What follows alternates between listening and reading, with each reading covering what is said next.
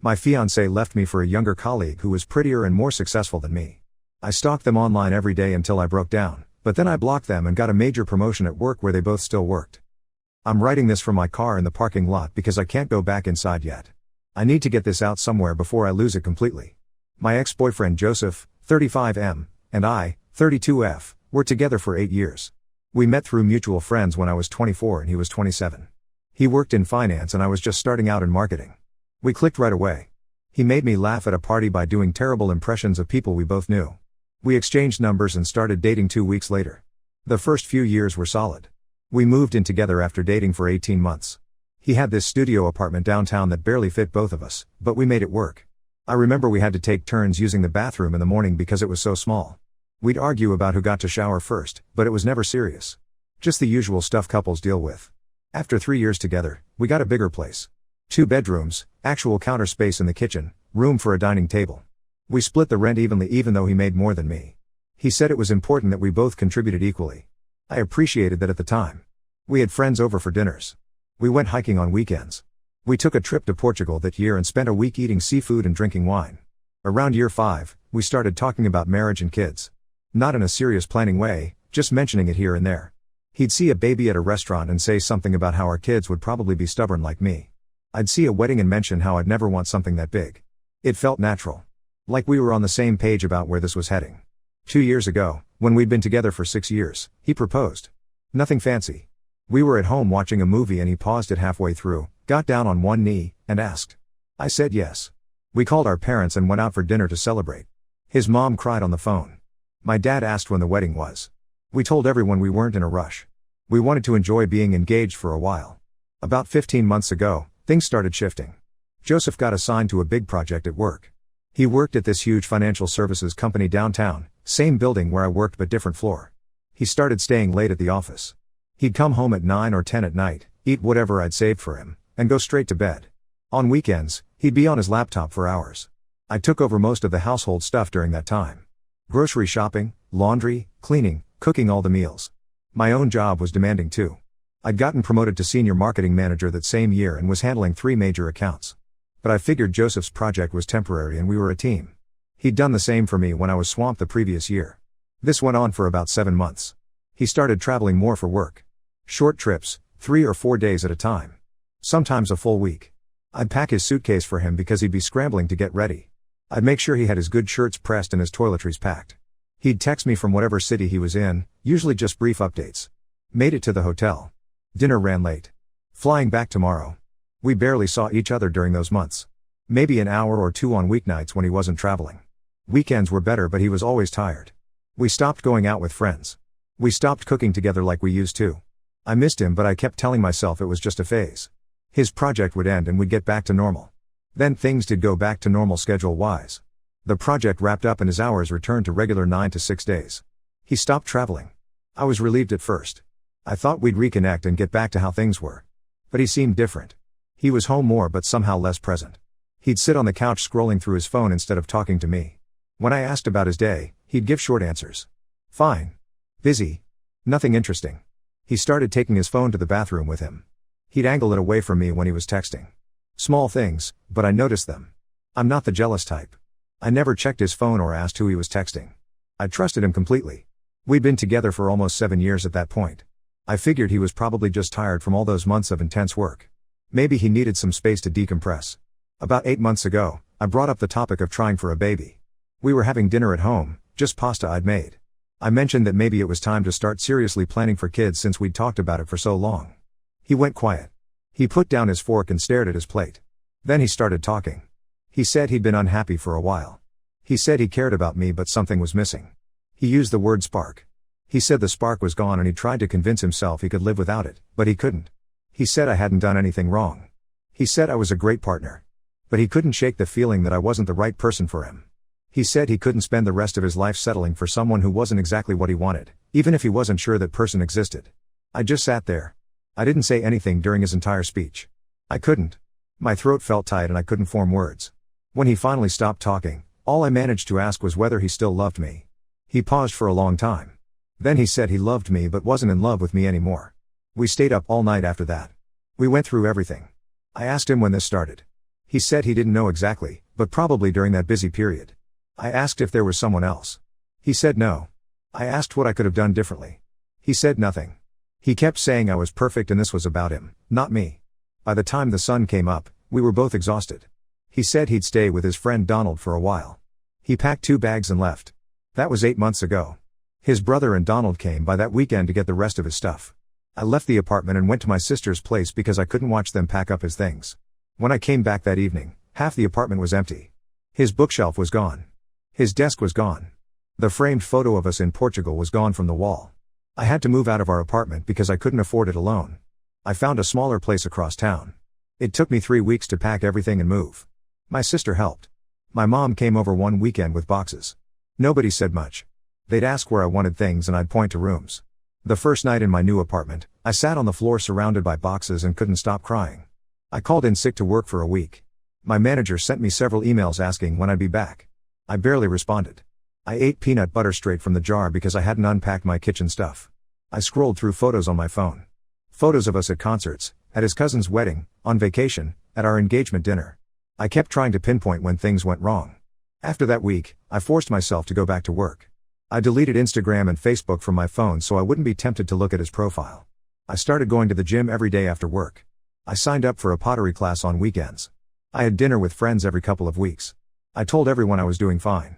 They'd ask how I was handling the breakup and I'd say I was moving forward. Nobody pushed for details. This went on for about 4 months. I thought I was getting better. I went whole days without thinking about him. I started sleeping through the night again. I was eating regular meals. I even went on a date with a guy my coworker set me up with, though nothing came of it. Then about 3 months ago, I ran into our mutual friend Kevin at the grocery store. He asked how I was doing and mentioned something about being surprised Joseph had moved on so quickly. I played it off like I already knew. That night, I re-downloaded Instagram. His profile was different. All the photos of us were gone. His most recent photo was from a wedding. He had his arm around a woman I didn't recognize. She was young, maybe mid-20s. Dark blonde hair, tall, fit. I clicked on her profile. Her name was Amanda, 26F. I scrolled through her photos. She was gorgeous. Model-level gorgeous. Then I noticed her bio mentioned where she worked. The same company. My company. His company. I went down a rabbit hole that night. I looked through all her photos. I googled her name. She'd gone to the same university as me but graduated 5 years after I did. She'd been in a specialized business program that I'd applied to and didn't get into. She'd landed a job at our company right after graduation in one of the prestigious departments. Based on her LinkedIn, she was probably making more than me despite being 6 years younger. We even looked somewhat similar. Same build, same general coloring. But she was prettier. Better style. Her Instagram had thousands of followers. She posted photos of herself at nice restaurants, on beach vacations, at art galleries. Joseph was in at least a dozen recent photos. In one, he'd written a long caption about how lucky he was to have met her. He'd never written anything like that about me in 8 years. I checked when she'd started at the company. About 15 months ago. Right when Joseph's busy period started. I started checking her Instagram every single day. I'd see new photos of them together. They went on a trip to Colorado. He took her to meet his parents. They went to a concert together. He looked different in the photos. Happier, maybe. Or just different. I became paranoid about running into them at work. Our building is huge, 20 floors, but I started taking the stairs to avoid the elevator. I'd leave for lunch at odd times. I'd check the lobby before walking through. I knew this was destructive. I knew I should stop looking at their photos. But I couldn't. I'd delete Instagram from my phone, then re-download it 2 days later. I'd promise myself I wouldn't check his profile, then find myself scrolling through it at midnight. My coworkers started asking if I was okay. I'd been distracted in meetings. I missed a deadline for the first time in my career. My manager pulled me aside to ask if everything was all right at home. The worst part is that logically, I know all the things people say. Don't compare yourself to others. Social media isn't real life. You're still young. He doesn't deserve you. But none of that changes the fact that I thought I'd be planning a wedding right now, maybe even pregnant.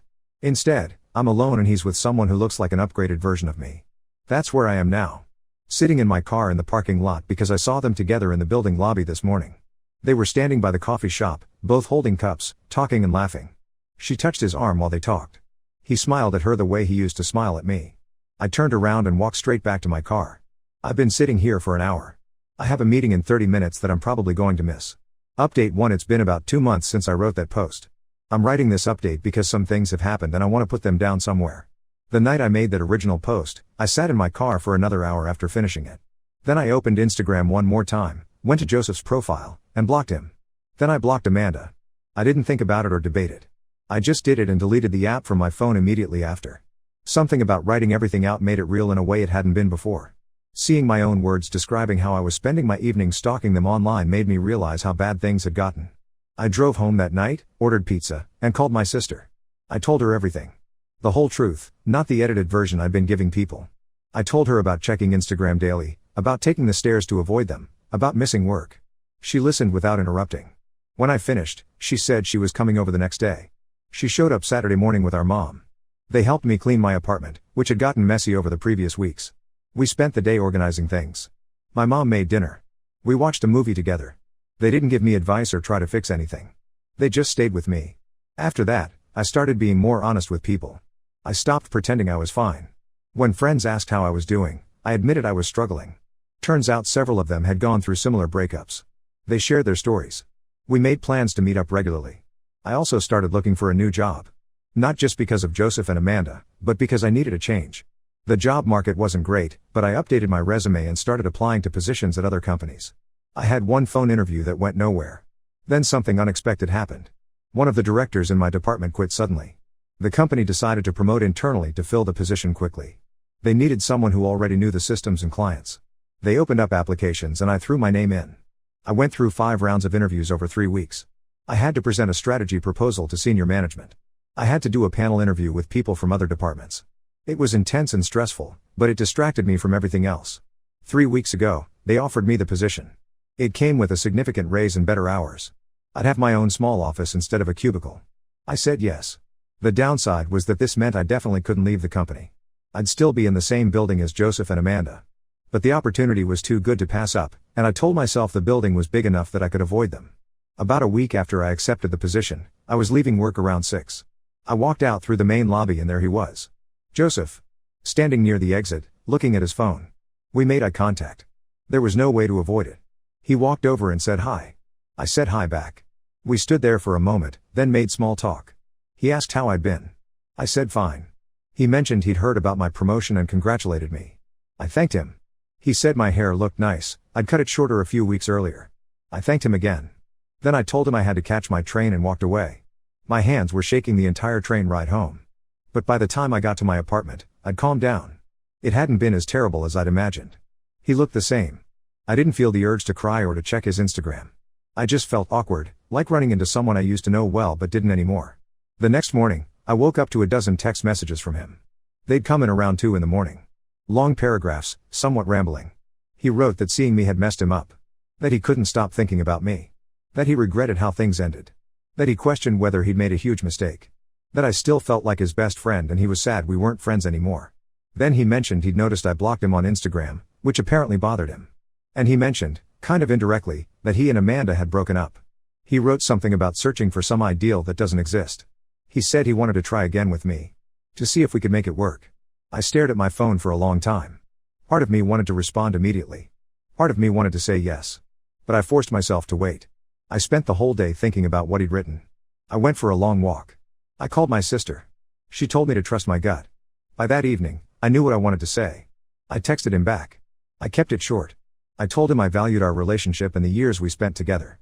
But I couldn't trust him the same way anymore. It wouldn't work for us to be friends right now, maybe not ever. I told him I'd been hurt when he ended things so suddenly. And I said that if he felt something was missing enough to leave after 8 years, then we probably weren't right for each other after all. I wished him well. He didn't respond to that. I took time off work for the holidays and went to stay with my parents.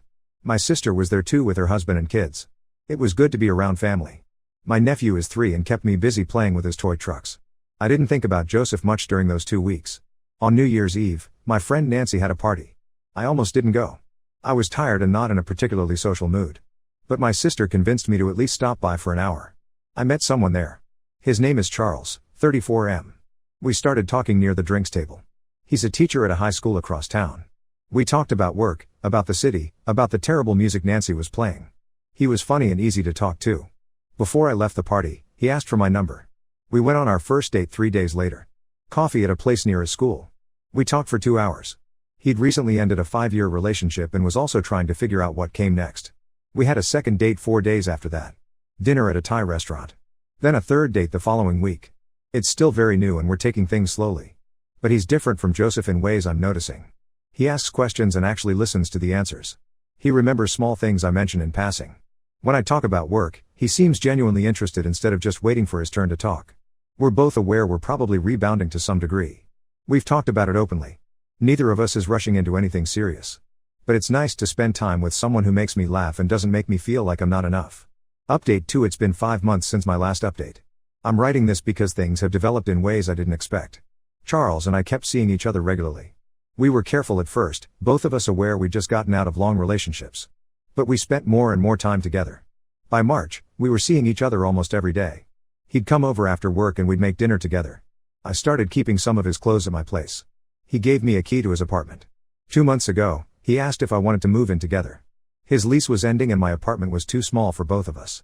We found a place with 2 bedrooms, bigger kitchen, close to his school. We moved in at the beginning of last month. Before he moved in, we had multiple long conversations. About what went wrong in our previous relationships. About what we needed from each other. About how we'd handle disagreements. We agreed to address problems immediately instead of letting them build up. No avoiding difficult conversations. No letting resentments simmer. Last month, I found out I was pregnant. We weren't actively trying, but we also weren't being particularly careful. When I saw the test, I sat on the bathroom floor for 20 minutes. Then I showed Charles. He stared at it for a while, then started laughing. Then he hugged me. We've spent the past few weeks talking through everything. What this means, what we want, how we'll manage. He's already researching pediatricians and looking into parental leave policies. We're 10 weeks along now. Everything looks healthy according to the doctor. We're already talking about turning the second bedroom into a nursery. Work has been going well. My new position keeps me busy, but the hours are manageable. My boss mentioned the possibility of another promotion in the next year. The flexibility to work from home a few days a week will help once the baby comes. About 2 months ago, I heard through office gossip that Joseph had gotten back together with Amanda. Someone from his department mentioned seeing them together at a company event. When I heard it, I felt almost nothing. Maybe a brief flicker of something, nostalgia maybe, but mostly just indifference. Last week, I ran into him in the elevator. He was alone, looked tired. His shirt was wrinkled like he'd been at work too long. The elevator ride was only going to be a few floors, but it felt longer. He mentioned he'd heard I was pregnant. News travels fast in the building apparently. I confirmed it. Then he told me Amanda was also pregnant. Due a month before me. He watched my face when he said it. Like he was looking for a reaction. I just told him I was happy for him. And I meant it. The elevator doors opened and I walked to my floor. Thinking about it later, it struck me as strange how parallel our lives had become. Both of us moving forward with different people, both having babies around the same time. But the strangeness faded quickly. His life doesn't really concern me anymore. I'm still adjusting to the physical changes of pregnancy. Some days I catch myself comparing my changing body to photos of pregnant women online who seem to be glowing and perfect. Then Charles will point out that I'm building a human being and should probably cut myself some slack. He has a way of bringing me back to reality when I start spiraling. We talk about getting married eventually, but we're not in any rush. We want to focus on preparing for the baby first. My family is thrilled about becoming grandparents. His parents were concerned at first about the timeline, everything happening so fast, but they've come around. His mom has already bought half a nursery worth of stuff. Most days, I don't think about what my life would have looked like if Joseph hadn't left. I'm too busy with work and preparing for the baby and building this life with Charles. It's different from what I'd planned, but it works. Update 3. Our daughter was born 3 months ago. We named her Sarah. The labor lasted almost a full day and ended with an emergency C-section. When they put her on my chest afterward, I couldn't look away from her face. Charles cried when he held her. He called his parents from the hospital room, his voice shaking the whole time. The first few weeks were rough. Sarah didn't sleep for more than 2 hours at a time. I was recovering from the C-section and couldn't lift anything heavy. Charles took 2 weeks off work and handled most of the nighttime wake-ups. We'd sit together at 3 in the morning, him holding Sarah, me half asleep on the couch, both of us too tired to form complete sentences. It's gotten easier now that Sarah is 3 months old. She sleeps in longer stretches. She smiles when she sees our faces. She makes these sounds that aren't quite words but sound like she's trying to have conversations. Charles sings to her when he gives her baths. She kicks her legs when he does it. My company let me work from home 3 days a week, which helps. I can do my morning meetings while Sarah naps. Charles adjusted his schedule so he's home by 4 most days. We trade off who handles dinner and who takes care of Sarah. It's not always smooth. We've had arguments at 2 in the morning about whose turn it is to change diapers. But we work it out. Last month, my boss approached me about heading up a new division they're creating. It would be a significant step up, more responsibility, more travel. I'm still thinking about whether to take it. The opportunity is good, but I'm not sure I want to give up the flexibility I have now. Charles says he'll support whatever I decide. I heard through the office gossip network that Joseph and Amanda moved out of state last month. She got some kind of promotion that required relocating. I don't know where they went and I didn't ask for details. When someone mentioned it to me, I realized I felt nothing about it. No anger, no sadness, just a vague sense of wishing them well. That part of my life feels like it happened to someone else now. When I think about who I was 2 years ago, crying in my car in the parking lot, obsessively checking Instagram, convinced my life was over, it doesn't feel like me anymore. I joined a book club that meets twice a month at a cafe near our apartment. I started taking a pottery class on Saturday mornings when Charles watches Sarah. I'm terrible at it. My bowls all come out lopsided. But it's something that's just mine. Charles and I got married last month. Nothing fancy, just a small ceremony at the courthouse with our parents and siblings there. We went out for dinner afterward at the restaurant where we had our first date. His mom watched Sarah and sent us photos every half hour. We're planning a bigger celebration next year when Sarah is older. We've started looking at houses in neighborhoods with good schools. Something with a yard where Sarah can play when she's older. Charles wants a garden. I want a bigger kitchen. We spend weekends driving around looking at open houses, Sarah in her car seat in the back. I haven't thought about Joseph in months. Not out of effort or conscious avoidance. He just doesn't cross my mind anymore. The life I have now isn't what I'd imagined 3 years ago. It's different. But it's mine and I built it, and that matters more than whatever might have been. Now let's move to the next story. Story 2. My in-laws said I was selfish for wanting to wait 3 years to have children so they could be young grandparents and started a family. War 1, 27F, have been with my fiancé Mike, 29M, for 4 years, and we got engaged 6 months ago. We were planning a small wedding ceremony next spring, and everything was going well until last month when Mike's parents started obsessing over when we would give them grandchildren. It began innocently enough with a few comments at Sunday dinners about how they were looking forward to becoming grandparents, but quickly escalated into something I never imagined would happen. For some context, I just received a major promotion that I've been working toward for 3 years. It's my dream job that involves leading international marketing campaigns for a major tech company, which means I'll need to travel to our satellite offices in Europe and Asia several times a year. The salary bump is significant, and I'm beyond excited about this opportunity. Mike is equally thrilled about starting his medical residency next month in neurosurgery, which he's been working toward since we met. We've always been supportive of each other's career goals and had already discussed waiting 3 to 4 years before trying for kids, so we could establish ourselves professionally and be financially secure. I thought Mike's parents, Linda and Tom, understood this. They seemed supportive when we first told them about my promotion and Mike's residency match. But everything changed when we attended a family barbecue at their house 3 weeks ago. Linda cornered me in the kitchen while I was helping with the salad and started asking detailed questions about my fertility. She wanted to know if I'd had my eggs checked, if I was aware of how fertility declines after 30, and if I'd considered freezing my eggs since I was putting off motherhood for my career. I was completely blindsided and uncomfortable but tried to politely explain that Mike and I had a timeline we were comfortable with. Throughout the barbecue, Linda kept making more comments, asking if I'd hold the neighbor's baby, pointing out how natural I looked with a child in my arms, and telling everyone how she had Mike when she was only 24. Tom joined in too, talking about how being older parents made everything harder and how they were worried they'd be too old to enjoy their grandchildren if we waited much longer. It was embarrassing and intrusive, but I kept my cool for Mike's sake. The following week, a package arrived at our apartment. Inside were baby clothes, several books about pregnancy and childrearing, and a handwritten note from Linda saying she couldn't wait to see our little one in these. Mike called his mom to tell her this was inappropriate, but she laughed it off as just being excited. Then she started texting me links to articles about career women regretting waiting too long and suggesting that I should talk to my boss about reconsidering the promotion since it would make starting a family so much harder. The situation reached a breaking point last weekend. We were invited to dinner at Mike's parents' house, just the 4 of us. When we arrived, Linda immediately handed me a glass of water instead of the wine everyone else was having, saying she didn't want to risk anything just in case. Before I could even respond, she proudly announced that she'd taken the liberty of scheduling me an appointment at a fertility clinic for next Tuesday.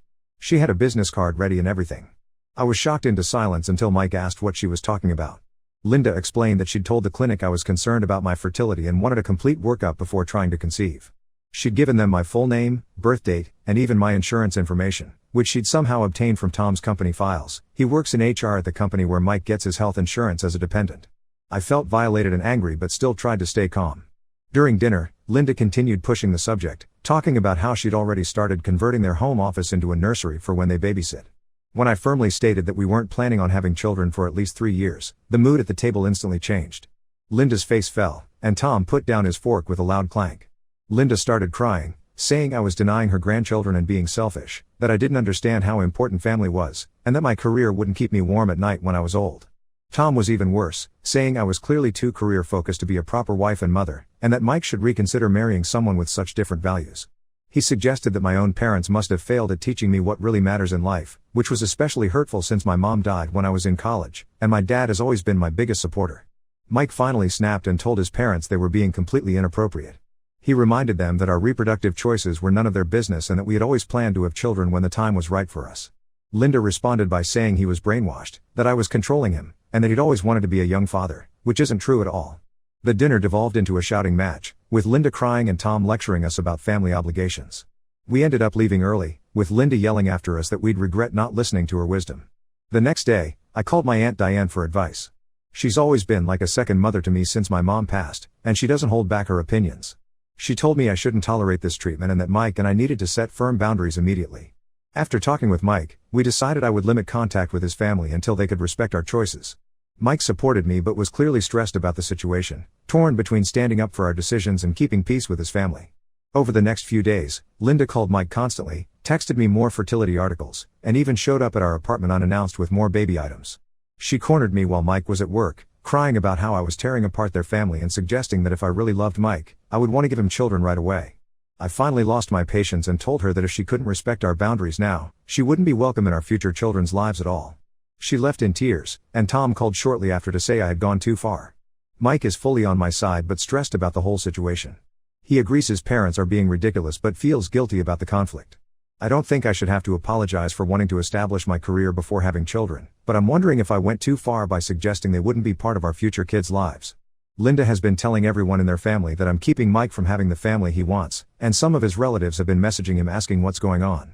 I love Mike and I want a future with him, including children when we're ready. But I'm not willing to give up my career or rush into parenthood to satisfy his parents' timeline. Am I the asshole for putting my foot down and limiting contact until they respect our choices? Edit. Thank you everyone for your support and advice. Mike and I are reading all your comments together. To clarify a few things, yes, Mike has been standing up to his parents but they don't seem to listen to him either. And no, I didn't actually ban them from our future children's lives forever, I was just trying to make a point after weeks of harassment. We're going to try having a conversation with them again to set clear boundaries. Update 1. It's been a little over 2 weeks since I posted, and a lot has happened. First, I want to thank everyone for their support and advice. It really helped me feel less crazy about the whole situation. After reading many of your suggestions, Mike and I decided to try one more time to have a calm, mature conversation with his parents. We texted Linda and Tom requesting to meet at a neutral location, a quiet cafe halfway between our apartment and their house. We were very specific that we wanted to meet just the four of us to discuss boundaries and moving forward in a healthier way. They agreed, and we felt cautiously optimistic. When we arrived at the cafe, my heart sank immediately. Linda and Tom weren't alone. They had brought Mike's grandmother Eleanor, his two aunts Barbara and Susan, and his sister Jen. It was clearly a planned ambush. They had pushed together several tables and were already seated with coffee and pastries like this was a casual family gathering. Mike squeezed my hand and whispered that we could leave, but I decided we might as well face everyone at once. As soon as we sat down, Linda pulled out a folder. Inside was a meticulously crafted family planning timeline that she had printed for everyone at the table. It included projected due dates for our first 3 children, suggested baby names, all named after Mike's relatives, naturally, and even a detailed plan for how my career should accommodate these babies. According to her schedule, I should be pregnant within 3 months of our wedding and take at least 2 years off work after each child. Mike immediately objected, asking why they had brought other family members when we specifically asked for a private conversation. Linda's eyes welled up with tears as she claimed she needed moral support because I was turning her son against his family. Eleanor, Mike's 78-year-old grandmother, patted Linda's hand and told me that a woman's purpose in life is motherhood and everything else is secondary. She said that in her day, women didn't put off children for selfish reasons like careers. I tried to remain calm and explain that both Mike and I wanted children eventually, but we had professional commitments that made waiting a few years the responsible choice. I mentioned my contractual obligations to my company and Mike's intense residency schedule, emphasizing that we wanted to be present, engaged parents when the time came. Tom dismissed this entirely, saying things like contracts can be broken for family and that plenty of women manage to have babies during their husbands' residencies. He suggested that my promotion was actually a sign I was too focused on myself and not enough on my future family. Barbara and Susan nodded along, adding that they had both worked while raising children and it wasn't that difficult if you had the right priorities.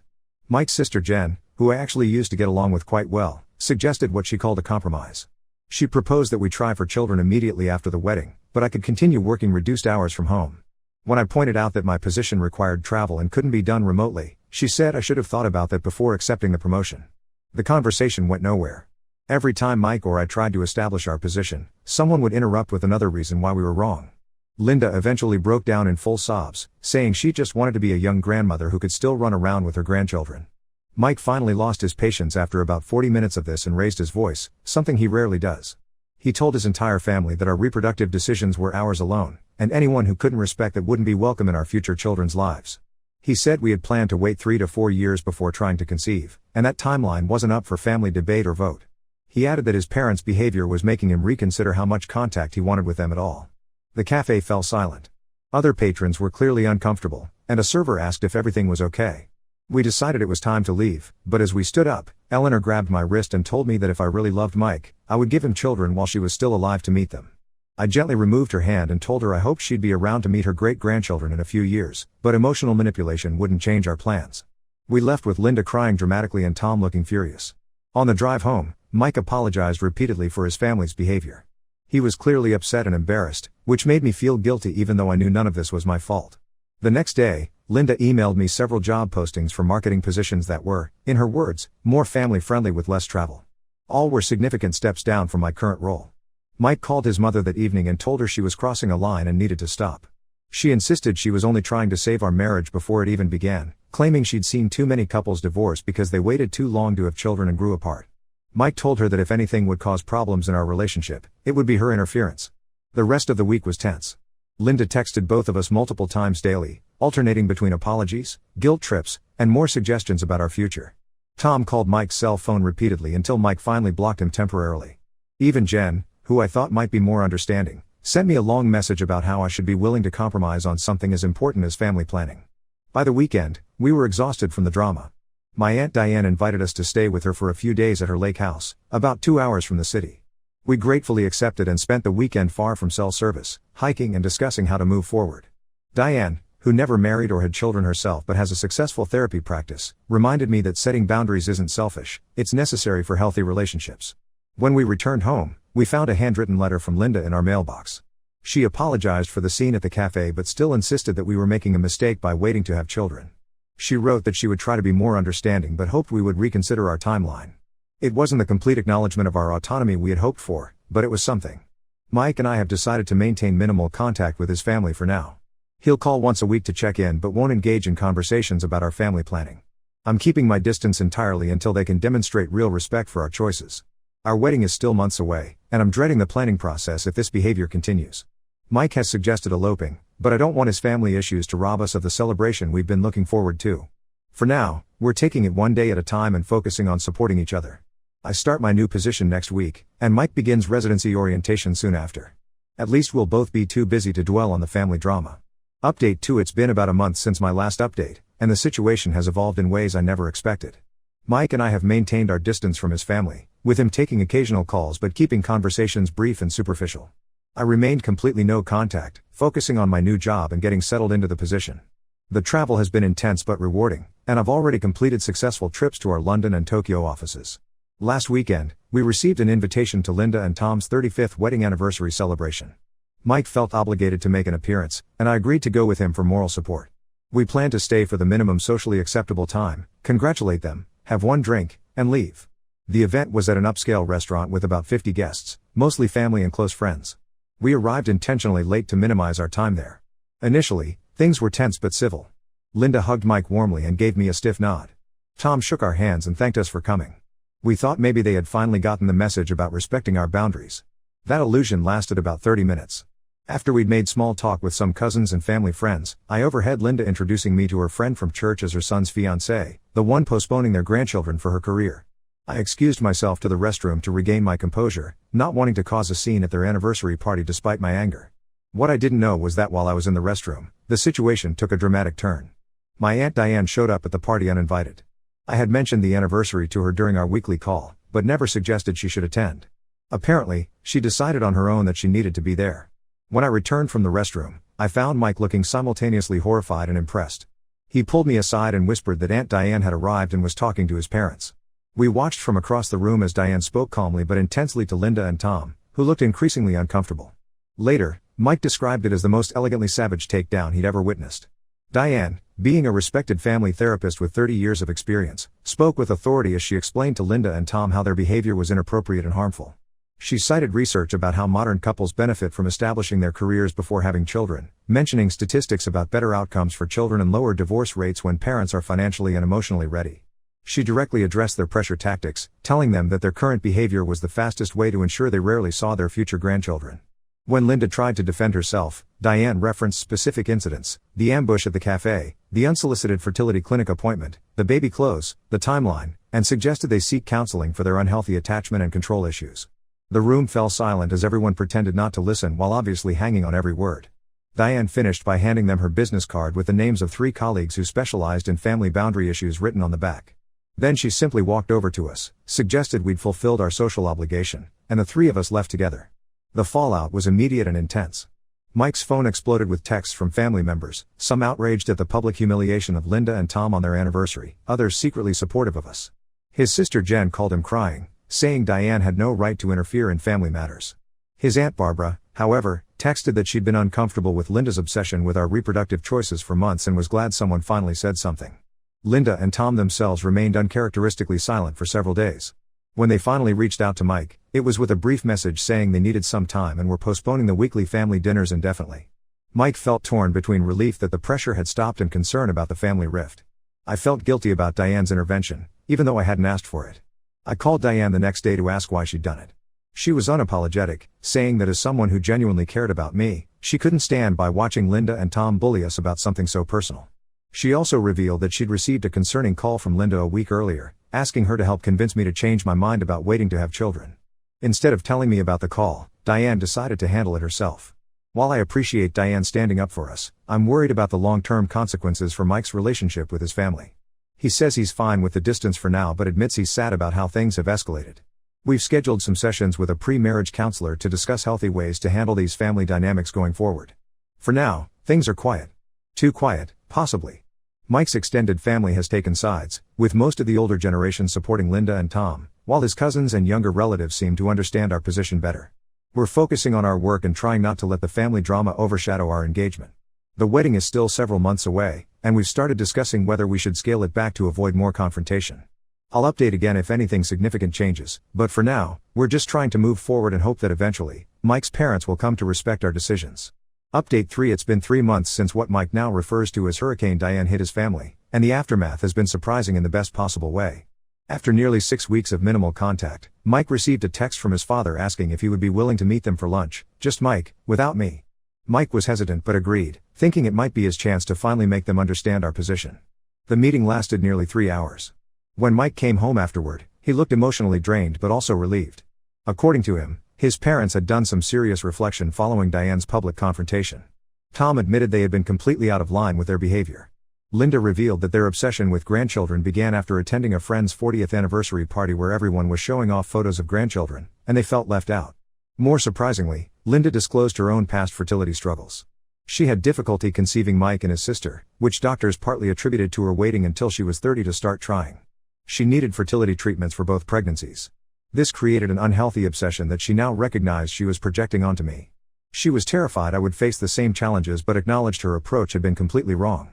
The most shocking revelation was that they had actually started seeing a family therapist specializing in boundary issues, one of the professionals Diane had recommended. They had been attending weekly sessions and said they had gained perspective on their controlling behavior.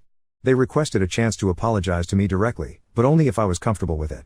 Mike and I discussed it at length, and I agreed to meet them under certain conditions. Diane helped arrange a meeting in a private dining area at a restaurant, where she could be present as a mediator. To my surprise, Linda and Tom offered what seemed like genuine apologies. There were no excuses, no subtle blame, just acknowledgement that their behavior had been driven by fear and control rather than love. They asked for an opportunity to rebuild our relationship based on mutual respect. I explained that would require clear boundaries, no discussion of our family planning unless we initiated it, no criticism of my career choices, and respecting our decisions without commentary. They agreed to these terms without hesitation.